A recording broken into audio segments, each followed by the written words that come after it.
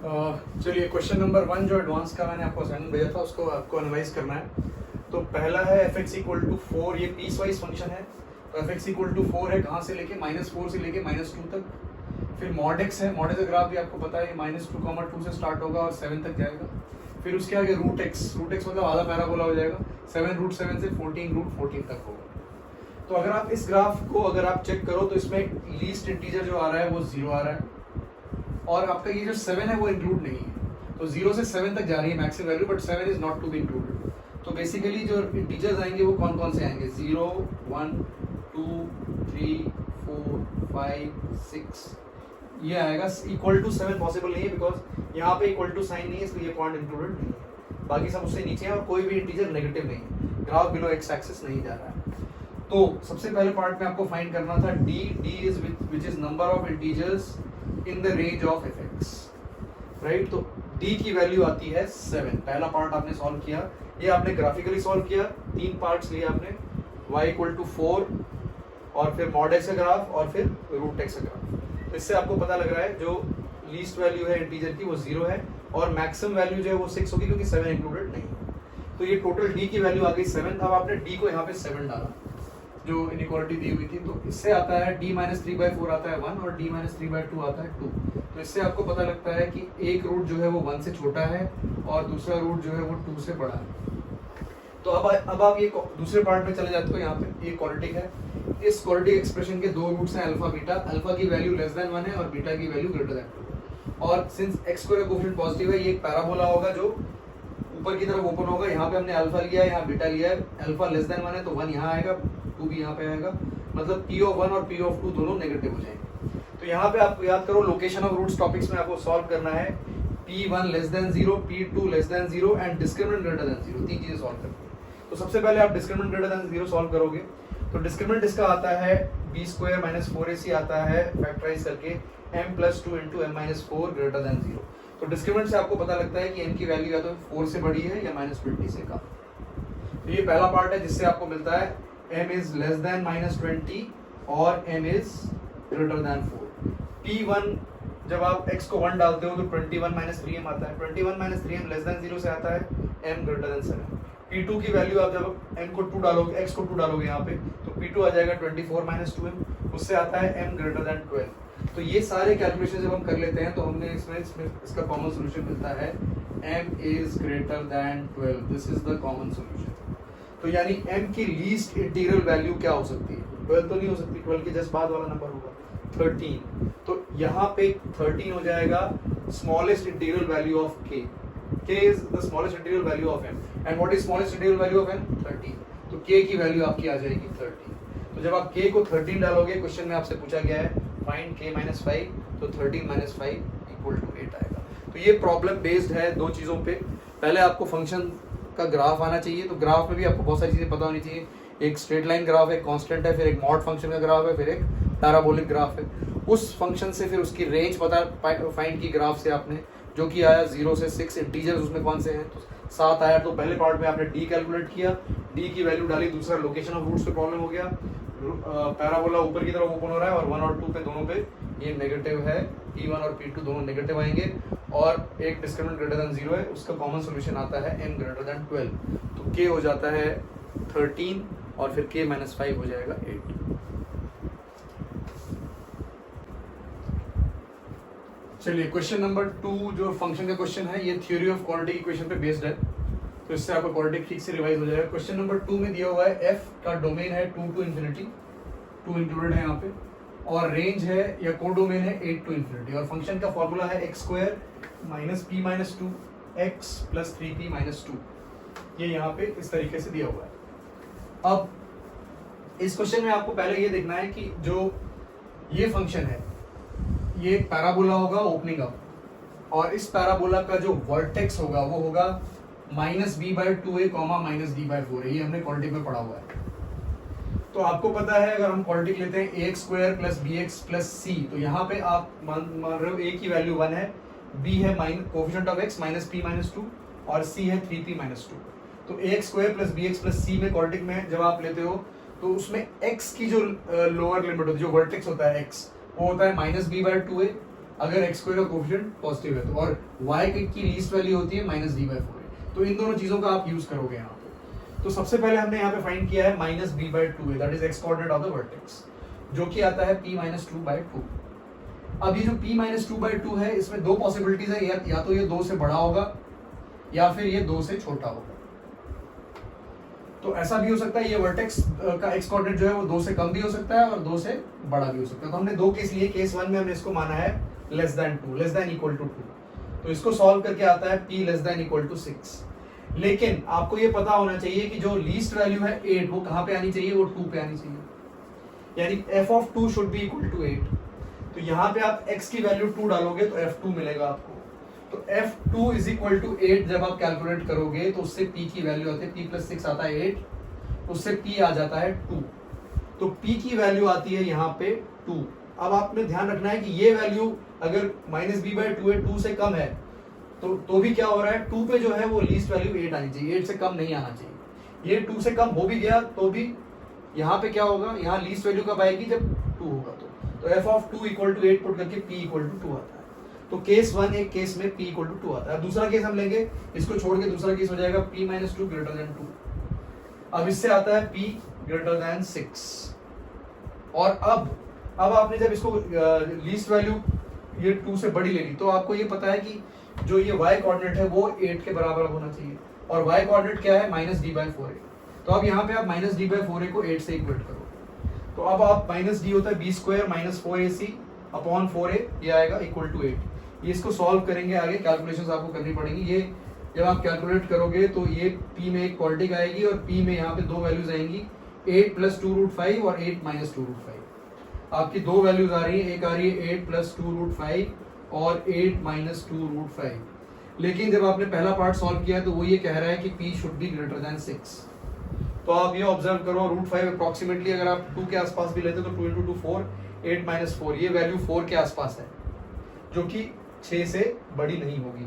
तो ये वाली वैल्यू हम नहीं लेंगे और इसको लेंगे, ये 6 से बड़ी है, 8 + 2√5। तो एक p की वैल्यू आ गई 8 + 2√5 केस 2 में। केस 1 में आया था p = 2।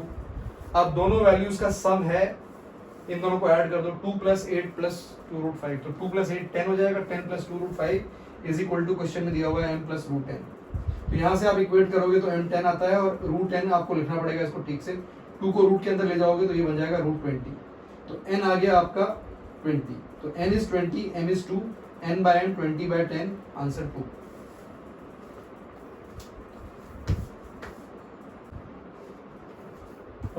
चलिए अगला क्वेश्चन है रिमाइंडर थ्योरम पे। इसमें ये बोला गया है कि x² + x डिवाइड कर रहा है -x⁻100 को, मतलब -x⁻100 को आप x² + x से डिवाइड कर रहे हो, तो रिमाइंडर आ रहा है rx। तो आपको रिमाइंडर थ्योरम पे बहुत सिंपल सी चीज समझनी है यहाँ पे, कि जब भी आप एक किसी पॉलिनोमियल से डिवाइड करते हो तो जो रिमाइंडर है उसकी डिग्री उससे एक कम होती है। अगर मान लो आप जिससे भी डिवाइड कर रहे हो, ये डिवाइडर है, यहाँ पे क्वाड्रेटिक है, इसकी डिग्री 2 है, तो रिमाइंडर की डिग्री इससे एक कम हो जाएगी। वो अलग बात है कि रिमाइंडर 0 भी आ सकता है या सिर्फ कांस्टेंट भी आ सकता है, बट इन जनरल जब हम रिमाइंडर लिखते हैं, जनरल रिमाइंडर जब लिखेंगे, तो अगर यहाँ डिग्री 3 है तो रिमाइंडर की डिग्री 2 होगी, अगर यहाँ पे डिग्री 5 है तो रिमाइंडर की डिग्री 4 होगी। तो आपको पहली चीज आपको ये समझ में आनी चाहिए कि degree of remainder is 1 less than the divisor always. आप तब तक डिवाइड कर सकते हो जब तक इसकी डिग्री इससे कम नहीं हो जाए। तो जब यहाँ x आ गया तब आप इससे डिवाइड नहीं कर पाओगे, लेकिन अगर यहाँ x² है तब तक आप इसको डिवाइड कर सकते हो। तो बहुत इंपॉर्टेंट है नोट करना। सबसे पहले आपको समझना है रिमाइंडर थ्योरम में कि अगर मैं जिस भी नंबर से डिवाइड कर रहा हूँ एक्सप्रेशन से, रिमाइंडर जो होगा उससे 1 डिग्री कम होगा। तो पहला स्टेप ये है कि यहाँ ये क्वाड्रेटिक है तो इससे 1 डिग्री कम लीनियर, मतलब rx हो गया of the form ax + b। अब एक डिवीजन का सिंपल सा रूल है, आप देखो डिवाइड कर रहे हो 5 को यहाँ पे 2 से, तो 2 आ रहा है क्वोशिएंट और 1 आ रहा है रिमाइंडर। और इस 5 को अब आप कैसे लिख रहे हो, इस 5 को लिख रहे हो 2 × 2 + 1, this × this plus remainder, divisor × quotient by plus remainder is equal to dividend, जो भी। तो यहाँ पे वैसे ही 5 की जगह -x⁻100 हो गया, क्वोशिएंट है qx, तो qx × x² + x plus remainder को हमने लिखा है ax + b। और उसके बाद आपको ऑब्जर्व करना है कि x² + x कहाँ पे 0 होगा। तो इसके दो फैक्टर्स आएंगे, x × x + 1, यानी ये x 0 पे 0 होगा और x -1 पे 0 हो जाएगा। तो आपको क्या करना है, आपको इस इक्वेशन में a और b फाइंड करने के लिए ऐसी दो वैल्यूज लेनी है जिसपे x square plus x zero हो जाए। तो एक्स स्क्वायर प्लस एक्स को अगर आप जीरो डालोगे तो ये दो जगह जीरो आता है, x into x plus one हो जाएगा equal to zero. That means x को जीरो डालने पे ये जीरो हो जाएगा और एक्स को माइनस वन डालने पे भी ये जीरो। तो अब इस इक्वेशन में हम दोनों तरफ एक्स को जीरो डालते हैं। तो पहली बार में जब जीरो डाला तो इधर जीरो आया, ये पूरा गायब हो गया। एक्स को यहाँ भी जीरो डाला तो इधर बचा बी, तो जीरो इक्वल टू बी, तो बी की वैल्यू आ गई जीरो। एक्स को जीरो डाल के दोनों तरफ बी की वैल्यू जीरो आ गई। अब आप एक्स को वन डालते हो तो इधर आएगा minus of minus one power 100, ये जीरो हो जाएगा और इधर आ जाएगा माइनस ए, और बी तो ऑलरेडी जीरो है। तो आपके पास अगला आता है minus one equal to minus A, मतलब ए वन हो गया। तो आपका रिमाइंडर क्या था? Remainder was a x plus b. What was the remainder? Remainder was a x plus b, जिसमें ए की वैल्यू वन आई और बी जीरो आया। बी जीरो ए वन, यानी r x equal to x हो गया। क्वेश्चन में आपसे पूछा गया है वैल्यू ऑफ आर 10, तो आर 10 की वैल्यू 10 हो जाएगी। So this was a simple question based on remainder theorem.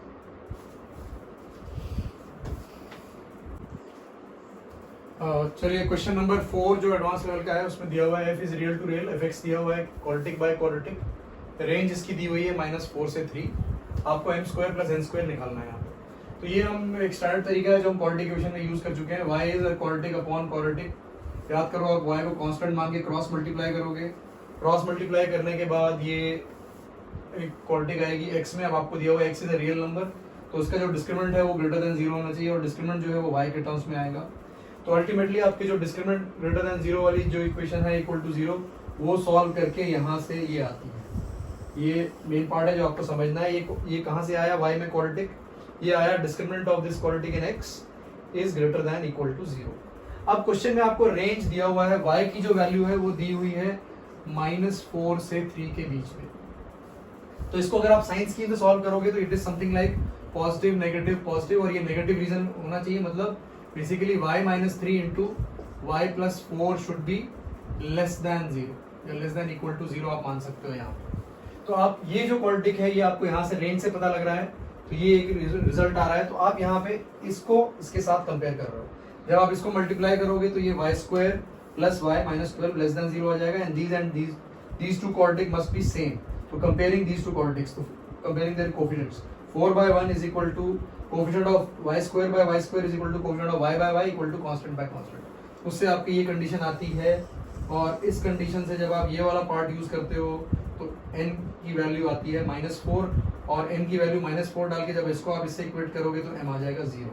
तो सॉल्व करने पे n -4 आएगा, m 0 आएगा। आपको फाइंड करना था m square plus n square, answer हो जाएगा 16।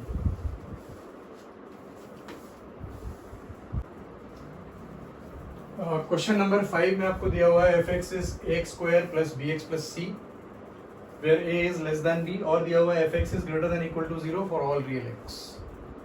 और आपको फाइंड करना है एक expression P A plus B plus C by B minus A की मिनिमम वैल्यू। तो इस क्वेश्चन में थोड़ा अलजेब्रिक मैनिपुलेशन है ये। f1 आप x को 1 डालोगे तो आएगा a प्लस बी प्लस सी, और x को -2 डालोगे तो आएगा 4a माइनस 2b प्लस सी।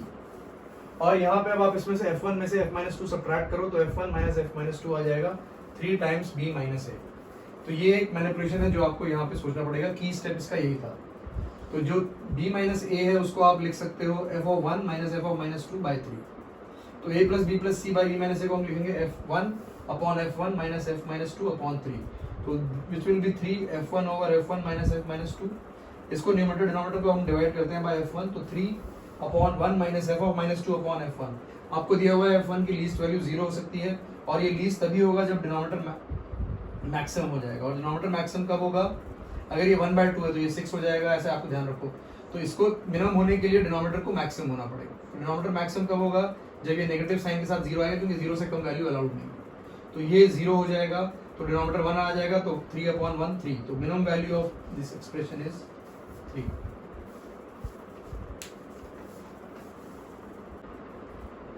चलिए एडवांस लेवल का असाइनमेंट का जो क्वेश्चन नंबर 6 है उसमें आपको 2 ग्राफ्स प्लॉट करने आने चाहिए। पहले तो एक mod of x square minus 9, ये एक पैराबोला है जो कि आप बहुत सिंपली इसको प्लॉट करोगे।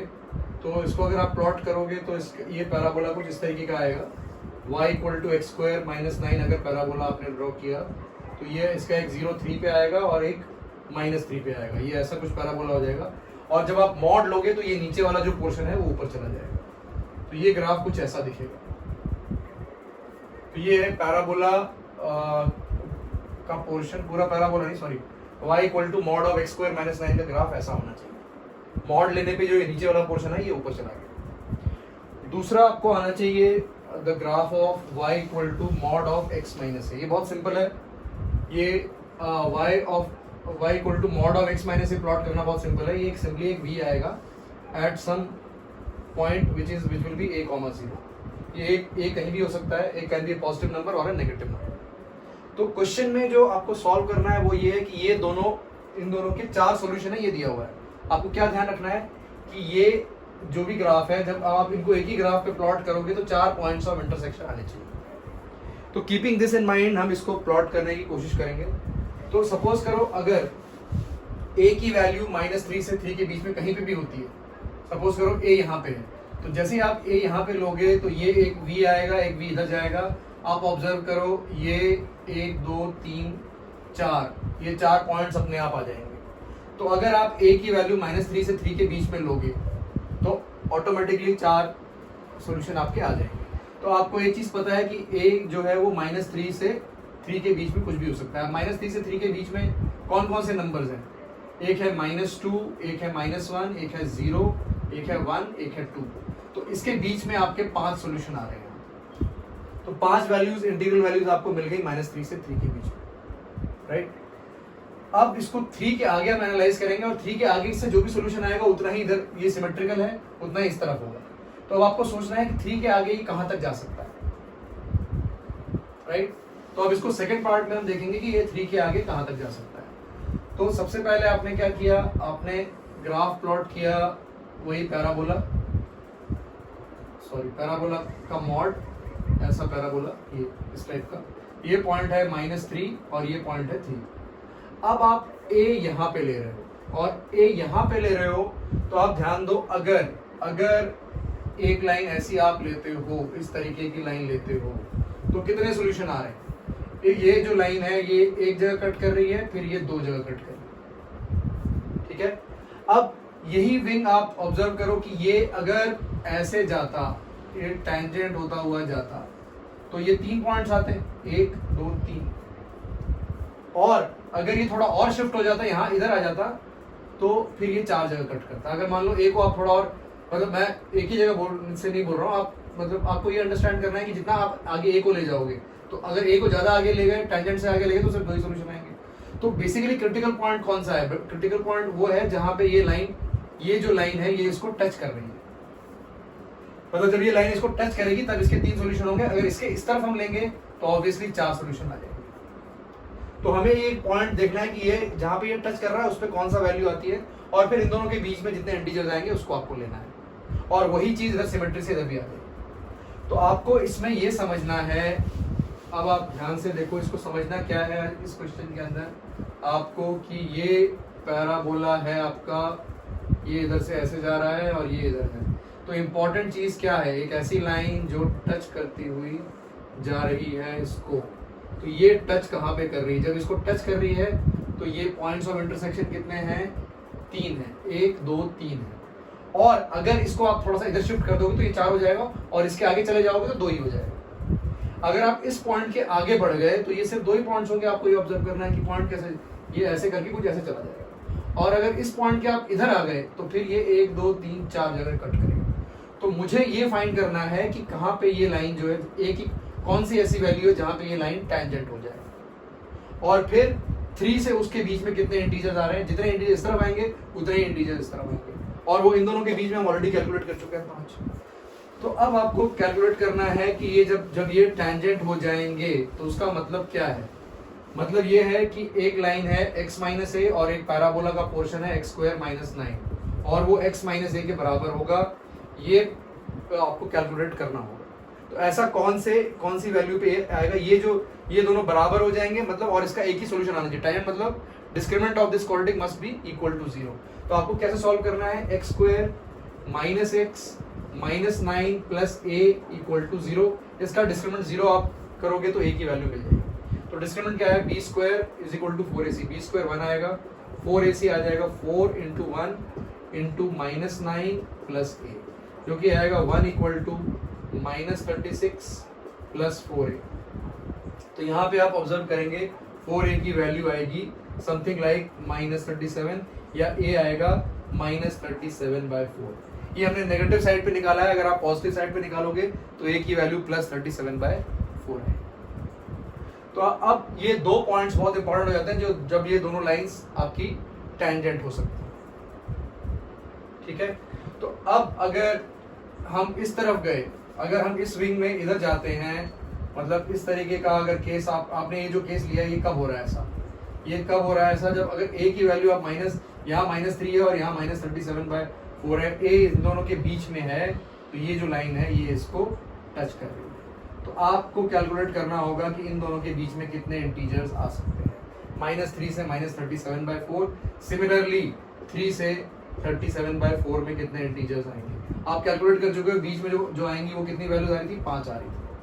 तो आप 3 से 37/4 में देखो क्या आएगा, 4 आएगा, 5 आएगा, 6 आएगा, 7 आएगा, 8 आएगा और 9 भी आएगा, क्योंकि 37/4 जो है वो 9 से थोड़ा सा ज्यादा है। तो 4, 5, 6, 7, 8, 9 ये कितनी वैल्यूज हो गई, 6 यहाँ पे हो गई, 6 इधर भी हो जाएंगी बाय सिमेट्री, तो इधर 6 और इधर 5। टोटल आंसर क्या होगा, 6 + 6 + 5, हाउ मेनी इंटीग्रल सॉल्यूशन, 70। तो ये एक अच्छा क्वेश्चन था ग्राफिकल जो आपको समझना है। मैं सजेस्ट करूंगा कि इस वीडियो को आप 2-3 बार देखो तो आपको क्लैरिटी आएगी कि ये क्वेश्चन किस तरीके से हमने सॉल्व किया।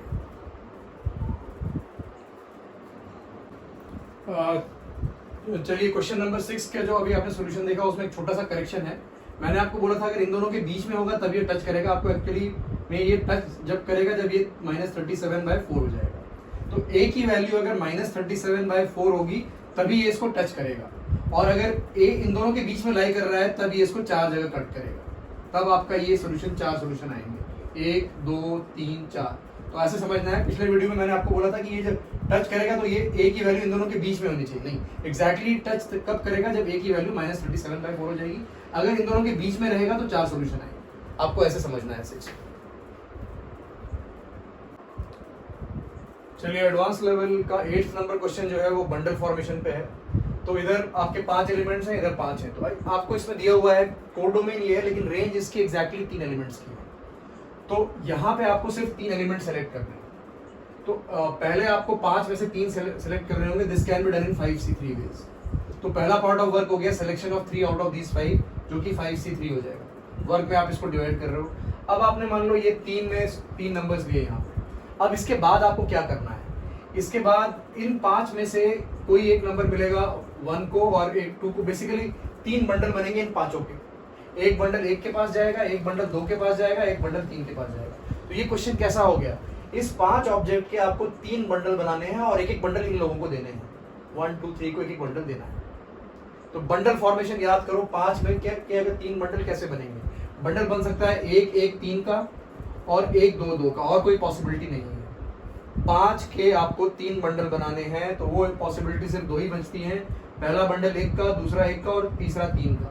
3 1 1 3 + 1 + 1 5 और 2 + 2 + 1 5। तो 2 पॉसिबिलिटीज बनती हैं। तो आपको अब करना क्या है, 1 1 3 के बंडल बनाने हैं और 1 2 2 के बंडल बनाने हैं। याद करो बंडल फॉर्मेशन हमने डिटेल में डिस्कस किया हुआ है। 5 factorial by 1 factorial 1 factorial 3 factorial into 1/2 factorial. 1/2 factorial क्यों आ रहा है, क्योंकि ये 2 1 है यहाँ बंडल फॉर्मेशन, इसलिए ये 2 फैक्टोरियल आ रहा है।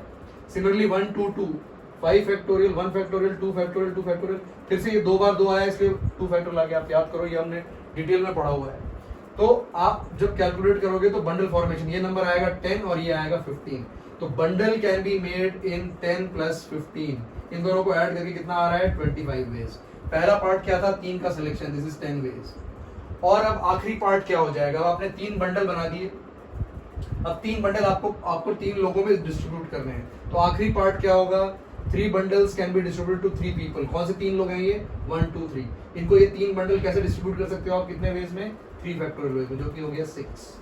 तो n की वैल्यू यहाँ पे क्या हो गई, पहला पार्ट वर्क का हो गया 10, पहले वर्क का कैलकुलेशन 10 आएगा, दूसरे वर्क का कैलकुलेशन 25 आएगा और तीसरे का 6 आएगा। तीनों को जब आप मल्टीप्लाई करोगे तो ये आएगा 1500। तो n की वैल्यू इस क्वेश्चन में आ जाएगी 1500 आपसे शायद n मुझे ध्यान नहीं है क्या पूछा है, n को यूज करो, जो भी प्रॉब्लम पूछा है आप वो डाल के कैलकुलेट कर सकते हो। चलिए असाइनमेंट का question number 7 one of the easiest question था इसमें आपको fx दिया हुआ है ये, और क्वेश्चन में है कि द फंक्शन इज 1 1। तो 1 1 के लिए ग्राफ जो है उसका मुड़ना नहीं चाहिए, मतलब जो फंक्शन है उसका ग्राफ मुड़ता कब है, जब मैक्सिमम या मिनिमम आता है। तो मैक्सिमम मिनिमम पे f डैश x 0 रहता है और उसका साइन चेंज हो जाता है। तो f dash x should have derivative का साइन सिर्फ एक ही रहेगा। तो यहाँ पे आप इसको डिफरेंशिएट करोगे तो डिफरेंशिएट करने पे एक आएगा क्वाड्रेटिक प्लस एक ट्रिग्नोमेट्रिक फंक्शन।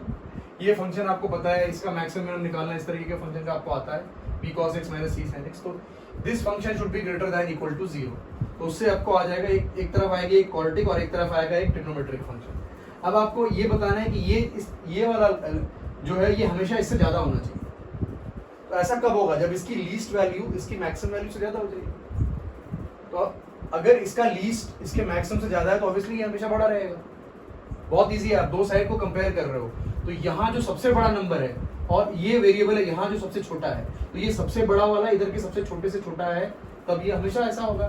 तो ये आपको आसान है फाइंड करना। इस तरफ आपने ट्रिग्नोमेट्री यूज की है, आप याद करो ट्रिग्नोमेट्री में आप कैसे कैलकुलेट करते हो maximum value c sin x minus b cos x, ये आपने किया हुआ है b square plus c square आ जाएगा, ये आपने पढ़ा हुआ है। और क्वाड्रेटिक की लीस्ट वैल्यू आप कैसे फाइंड करते हो, क्वाड्रेटिक अगर पैराबोला ऊपर की तरफ ओपन हो रहा है तो जो y होता है वो होता है -d/4 है लीस्ट। तो -d/4 है, यहाँ पे कैलकुलेट कर लो, ये कैलकुलेट करके 1 आएगा। तो यहाँ पे आपने जो ये 1 आया है कैसे कैलकुलेट किया, दिस इज -d/4 है, और ये trigonometry c sin x minus b cos x की maximum value under root of b square plus c square, इसको आप स्क्वायरिंग करोगे तो आ जाएगा 1 is greater than b square plus c square, यानी b square plus c square की maximum value 1 हो जाएगी।